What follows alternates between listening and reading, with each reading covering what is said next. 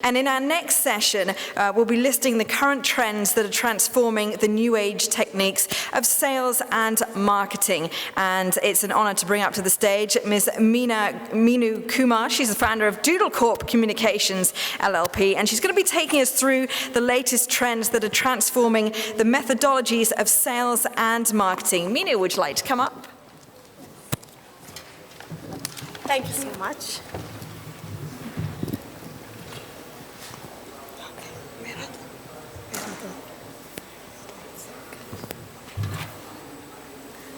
Hi, everyone.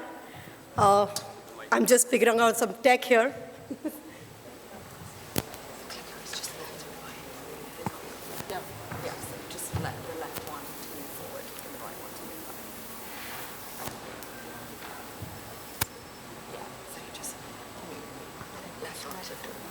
Sorry?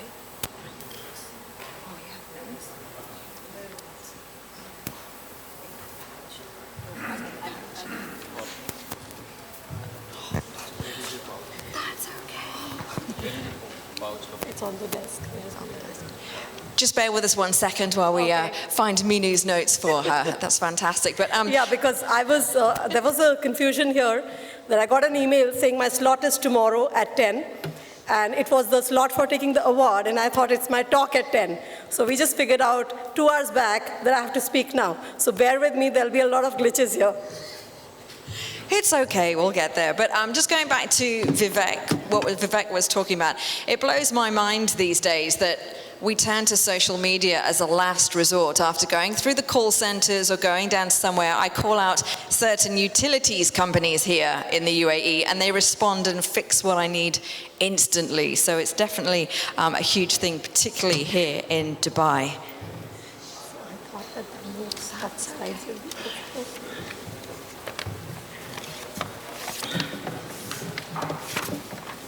Awesome. Okay, yay.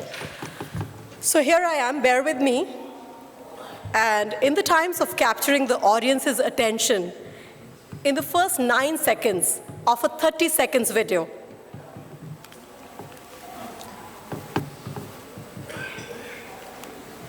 it doesn't work.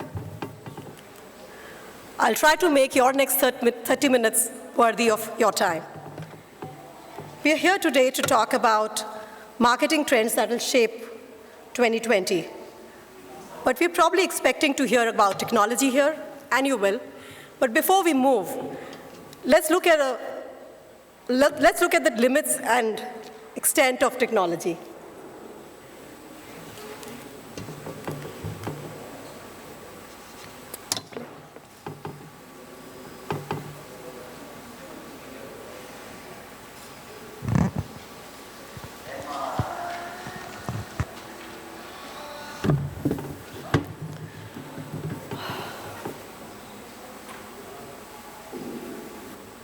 There's no sound. I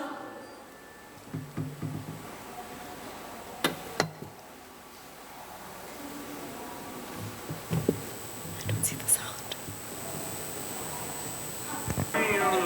Do we want to take Q&A before the session?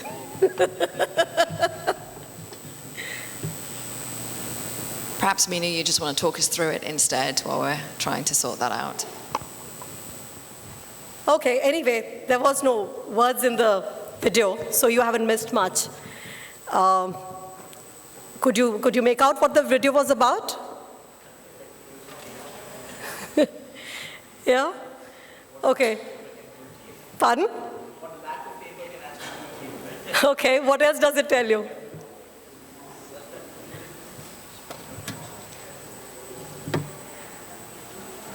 So according to me, the video tells me 2 things.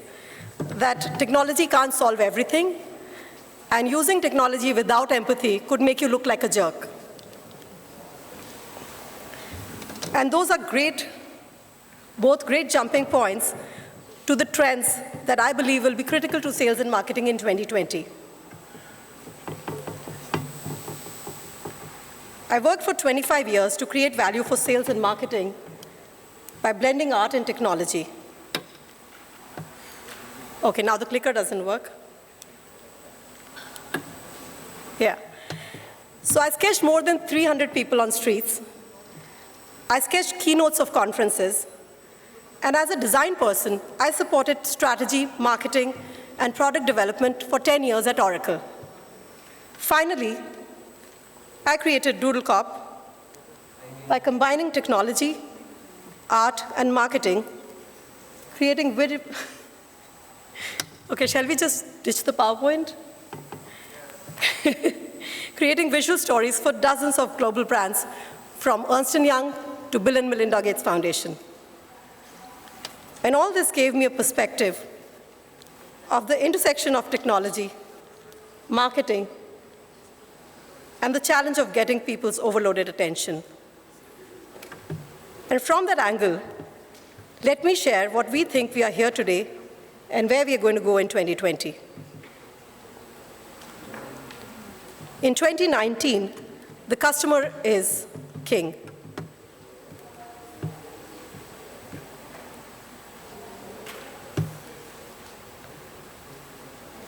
I hate this.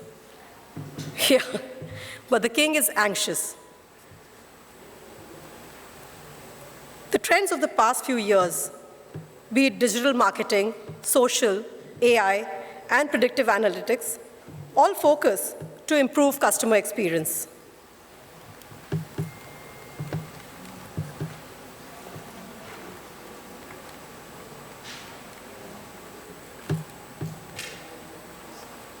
Can you change?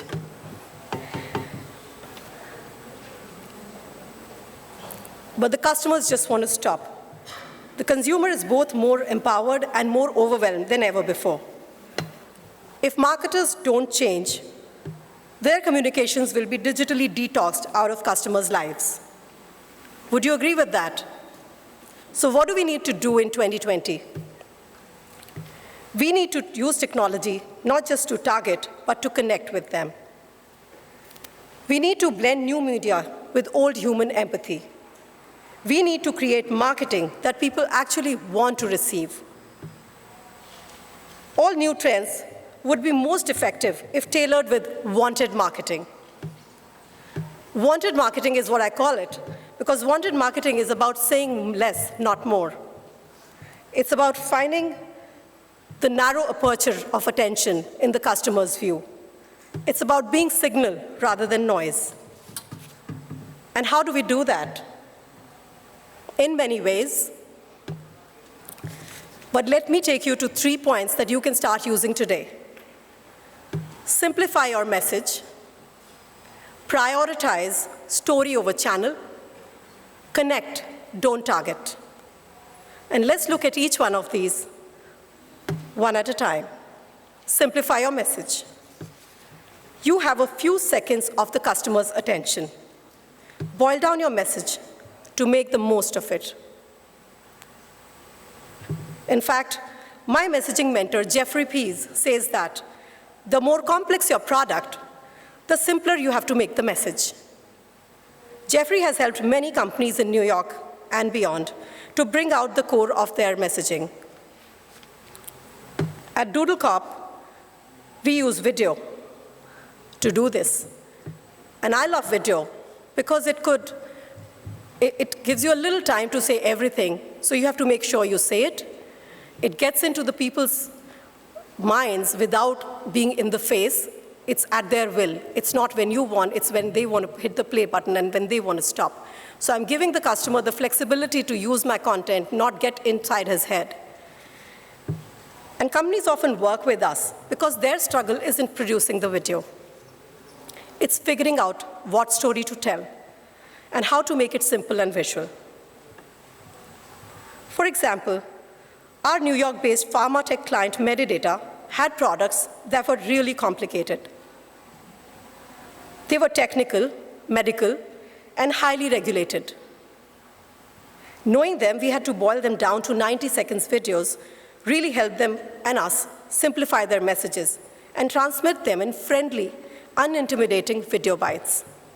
Here's a clip from one of them. If we could get some sound, is it possible? No sound at all? Is there a mute button that has been? Okay, so great. You can just see it, what we did here.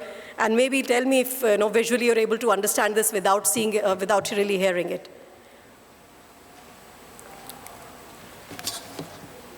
And what we're trying to say here is that a product that solves the complex problem of patients' reporting systems in clinical trials boils down to blow-away paper. So we could move to the next, since this is what it is. So before you deploy any wonderful technology to transmit your messages in 2020, make sure that your message is simple and clear. Number 2 is prioritize content over channel. Channels and platforms come and go. Stories are eternal. Create content and stories that keep working, even as the ways we distribute them change. Ideally, the content you create will work on multiple channels, even though you may have to tweak it to different methods of distribution. A great piece of content that you post on Facebook may spread to LinkedIn or go viral on Twitter. Of course, I'm biased, but video is extremely durable across different channels and even different languages. For example, for the Airtel Payments Bank, we created 61 videos in 8 Indian languages in 45 days. This set of videos was critical to the launch because we were giving a digital solution on mobile to people who have never used a smartphone and needed help with every step. So this video really went across to the dealers where people are coming to charge a smartphone, and they, the dealer says, how about using Airtel Payments Bank? And he's like, oh, I don't know, I don't even know how to use a phone. So the guy says, okay, there's a quick clip here, and you can just sign in. So little pieces were shown to the customers. They were put at the Airtel touch points, and it helped them. So that's where we are. And that Emma video I showed you, it was in French, and you couldn't even hear it. But probably you got the idea because of the visuals. And even if you heard it, the only word spoken in that video was Emma. But there are some caveats. Your content may have to be adjusted or sometimes even custom created to fit some channels. You can't put a 2-minute video on TikTok, and even if you could, it wouldn't look like TikTok or it wouldn't get you the results that TikTok could.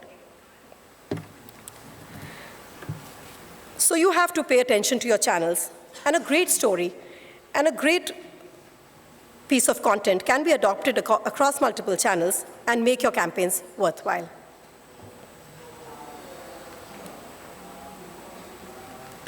Brings us to number 3, makes my talk really short. Connect, don't target.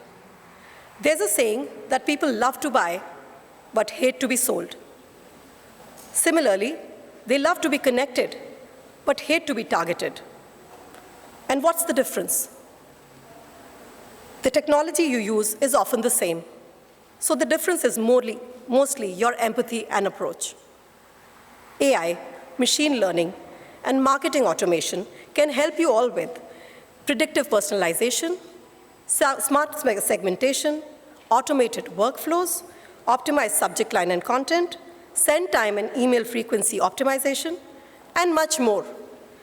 What they can't necessarily help you with is providing something your customer will actually value. Making sure you do that is the difference between targeting and connecting. For example, we created a campaign of videos for Oracle's autonomous database to address the concerns of the CXOs. We made these videos specific to the personas of the marketing, finance, HR, and the like. And we were able to take across that conversation directly to the people who make the choice and make the decisions in the business. So marketing technology can help you find such specific people, figure out channels they are most likely to attend to, and deliver the content.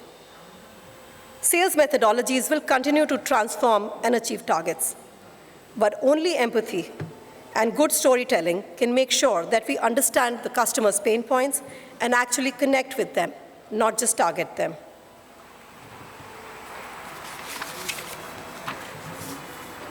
So use all that fantastic marketing tech, but use it to connect, not target. Because it doesn't matter what you send out. What matters is what they receive. And to recap, I'd say simplify your message, prioritize story over channel, connect, don't target, and then you'll create marketing that customers actually want to get and get tuned in while others get tuned out. Let's make 2020 the year of wanted marketing. And just in case, I would have loved to show you this video with some sound because that's all there was. But I guess that's what we have. And I guess I could be ready for questions. Probably that's how I'll be able to talk here.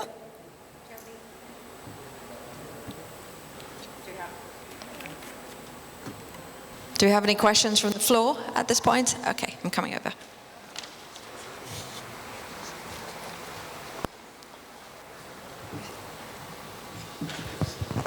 Hi. Thanks for that. That was very insightful, great one. You say connect, don't target. Now, can you tell us just how do you differentiate between the two? Because, you know, we target to connect. So I'm just trying to understand that fine line there.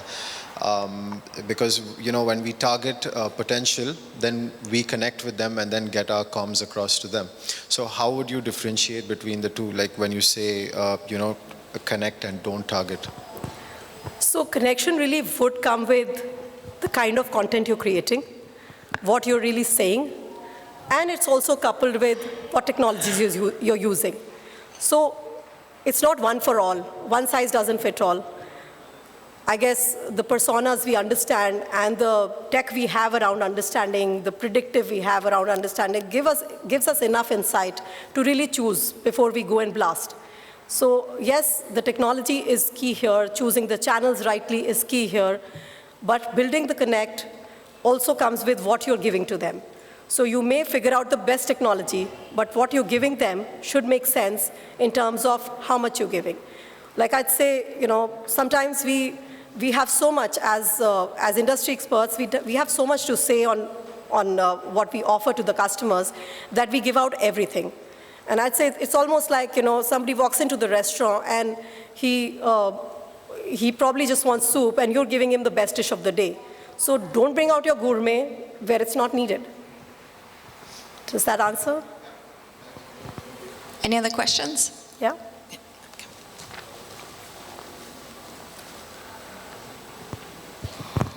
Meenu, it was very insightful hearing you. I am from a media house, so I just wanted to understand from you, how do we create differentiating content? You know, there are multiple medias and it's very hard, you know, the content is the same for us. So how do you think we can differentiate, you know, when we create content? It's the same storytelling all medias are doing. So you're saying that the piece of content we're creating, how could it be different for different channels? Yes. Is that what you're saying? Yes. Okay. So, you know, I come from an agency environment myself, so I understand how this works. And, you know, I think down from when we study media, we learn to think in campaign mode. So the campaign mode stays. You know, the agency's true values stay, even though new media comes in. Only thing is, you know, the thin slicing increases. So earlier, if we just had to think media in terms of television and print, now we have to incorporate digital as well. But within digital, there are many, many slices because now the customer is not just reading a magazine or watching content. He's also reading sometimes a Twitter, sometimes a one-liner, sometimes, you know. So I guess it helps to now, first of all, define content in terms of time. So like, is it a 2-minute read? Is it a 10-second video? Is it, you know? So one is to understand the timing. And in whatever content you're creating, the capturing duration is different. So like, you know, in a video of 30 seconds, the customer's making up his mind whether he'll see the video in the first 4 or 9 seconds. So, you know, you kind of understand that, you know, which which mediums work what way, and what is the time that a customer is likely to spend. And that's where technology will help you as well. You know, your analytics will give you that on the latest, and the AI will help you there. So that part you understand, and then you thin slice your digital campaign into all the segments you're doing. So the same campaign you're creating, you will be able to take out bytes and put them in different modes. So it's just blowing away the same traditional techniques that we followed in the agency environment that go on to digital. So digital is nothing different. It's just more real, I'd say. That, and because, in the times of our newspaper and print, we were just circulating based on, whoever would buy or wherever it would go, but we didn't know what they were reading. Now analytics gives us that. So that's what I would say. Okay, Any more questions from the floor?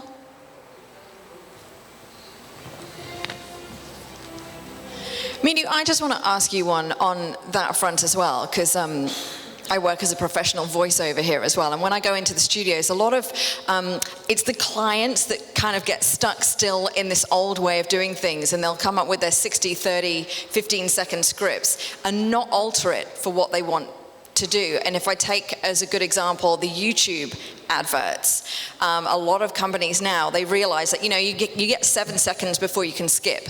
They're now creating content for that 7 seconds in a YouTube pre-roll, but they don't seem to be able to get their message across in that 7 seconds.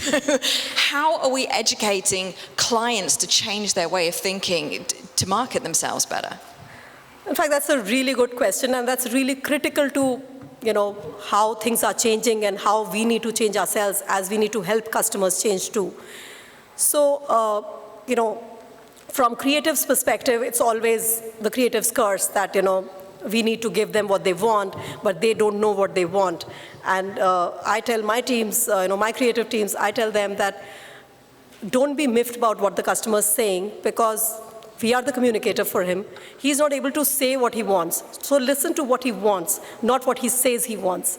So that's, the thin differentiator first of all. And then subtly, as you connect with customers, you need to the customer's customer, when you're a creative, you also have to connect with the customer.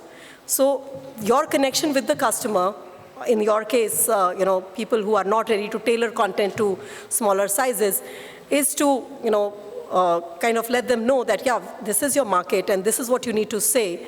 And if you just scare them by saying that, okay, supposing, this happens to us when we create videos, and I tell people that, 90 seconds is like the hard gate, we're not going to go beyond. And they're like, oh, but we want to say this and we want to say that. And obviously they haven't worked on the simplification of their messaging. And, they're like, no, but we must have this. So is it okay if we can make it 2 minutes? And I tell them, I will not charge for the next 30 minutes, 30 seconds, but your branding will be missed, because that will come in the end. And that's a really big scare to give to the customer, that, you've built the context. In a 90-second video, you build in the context for about 20 seconds, then you're bringing in the pain points of the customer, then you're bringing in the key offerings of the product. Your branding comes in the end. So do you really want to hang around for 2 minutes and miss out on all that? So yes, there's a subtle hand-holding you need to do with the customers who are not able to transition, because they need that. They need to get the results out. They need to get the return on their investment. So their cause is noble. So while they may not be able to transition, but we are here to help. And that's what we need to do. And people tune out. Our attention spans are getting shorter. There's no doubt about it. What do you find are the most effective online channels at the moment? What works best, are you finding? So there is no what works best for everybody.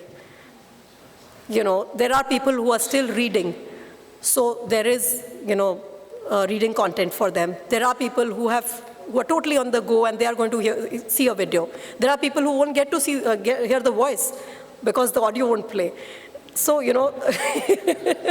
so things are going to be different for different people. And there is no best. I think that's where empathy comes in as well, because empathy, I think, is like the biggest buzzwords everybody will be talking about in these 3 days. And it is really important, because in times of AI, in times of digitizing, you are offering solutions to people who were not friendly with that technology. Like tell me, when Facebook started in 2004, I was using it, and in 2007, the UX changed completely, and I was thrown off. I was like, I don't like it. I'm not going to do this. Because media fear is a big thing.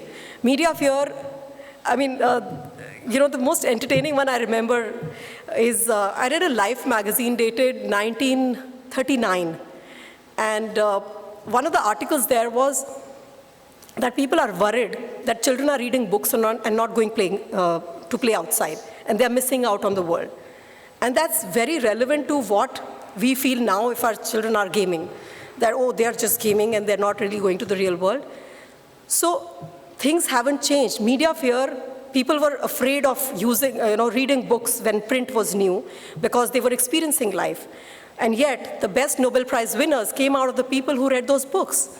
And then, when, maybe in the 70s, when Bill Gates and Larry Ellison and, all these people were, am I exceeding time? That's okay. Okay. So when these people were, playing with their community computers and, working with technology, playing with technology, they were the first ones to get an assignment to, write some code. So, we are behind our times no matter what happens, and we are afraid. So why won't our customers be, and why won't everybody else be? So empathy helps us understand that change is constant but painful, and we need to handle it much more tenderly than aggressively. So when AI comes in and machine learning comes in, and people are afraid of being replaced in their jobs, in their departments, in their ways of thinking, we have to make this more organic. So not at all can we go with something that will work for all. Thank you very much, Meenu. Any more questions from the floor? I think I hogged all your time. I do apologize. Meenu, Kumar, founder of Doodle Corp Communications, thank you so much. That's so very insightful.